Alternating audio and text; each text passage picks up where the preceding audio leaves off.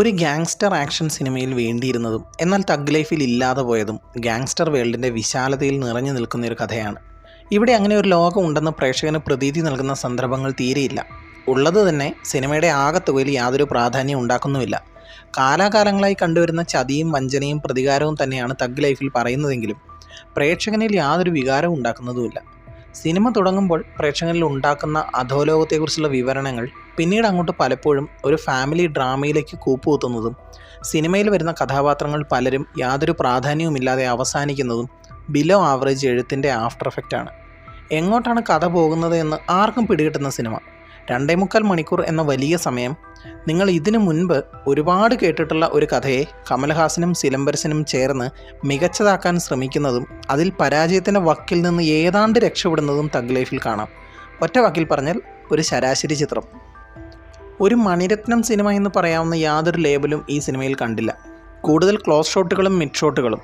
അത് കഥാപാത്രങ്ങളുടെ ഇമോഷൻസിനെ സ്ക്രീനിൽ നിറച്ച് കാണിക്കുമെങ്കിലും ഈ അധോലോകം എത്ര വലുതാണെന്നും അവിടെ ആരാണ് രംഗരായ ശക്തിവേലും കൂട്ടരും എന്ന് പ്രേക്ഷകനെ കൺവിൻസ് ചെയ്യിക്കാൻ എഴുത്തിനും കഴിഞ്ഞില്ല, മേക്കിങ്ങിനും കഴിഞ്ഞിട്ടില്ല.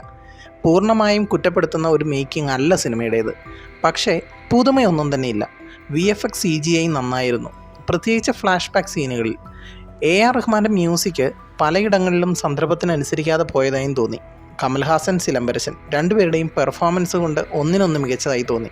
സ്ത്രീ കഥാപാത്രങ്ങൾക്ക് പ്രാധാന്യമുള്ള കഥയായിരുന്നിട്ടും ചിലതൊക്കെ അനാവശ്യമായും ചിലതൊക്കെ വഴിമാറി സഞ്ചരിച്ച് അവസാനം എങ്ങനെയൊക്കെയോ എഴുതി തീർത്തതുപോലെയും ഉണ്ടായിരുന്നു. ആകെ മൊത്തത്തിൽ നോക്കിയാൽ മേടിച്ച കാശിന് പണിയെടുത്തത് ആക്ഷൻ ഡയറക്ടേഴ്സ് മാത്രമാണ്. അൻപറിവ് അത് കിടിലനായി ചെയ്തിട്ടുണ്ട്.